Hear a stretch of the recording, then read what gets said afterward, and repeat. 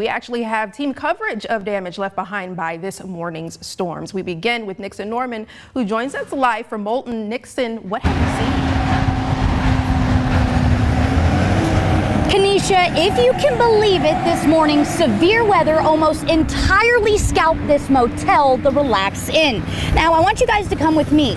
During my time in Lawrence County today, I encountered a bunch of uprooted trees, similar to the Relax Inn sign right here. And if you look at its foundation, it was clearly uprooted, much like the trees I ran into. Now, when this sign fell in the parking lot this morning, one resident said it was very loud. I spoke with that same resident, and here's what he saw this morning.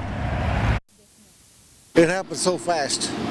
There was one big puff of wind, tornado come over, and it did pick a vehicle up, and I don't know where it went, but it got pretty bad. Now, the Relax Inn was not the only building damaged in this morning's weather. The Lawrence Medical Center was also damaged, and we have more on that, but you have to stick with us and tune in again at 9 here at Fox 54.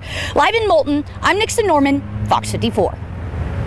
Thank you so much, Nixon. Please stay safe out there, you in Sedona. Well, storm damage seemed to be particularly bad along Old Highway 24 east of the Lawrence County line, and it's safe to say there was no shortage of downed power lines, traffic lights out, uprooted trees, and residential damage. Well, we mentioned they had seen some residential damage out there in Moulton, where we too have our very own Sedona Meadows live. Sedona, you were able to speak with someone today that was heavily impacted by the severe weather. Sedona, tell us what you saw today. Yes, Kenesha, Nixon and I have been driving all around Lawrence County today, and we actually were driving throughout Trinity, and we saw fallen trees all along the area as we were heading to the Moulton Hospital. And so we actually saw one fallen tree fall on a resident's garage. And so we decided to go on over there and ask her what happened. It just happened so quickly. You don't know how things can happen just so fast. Things can be gone.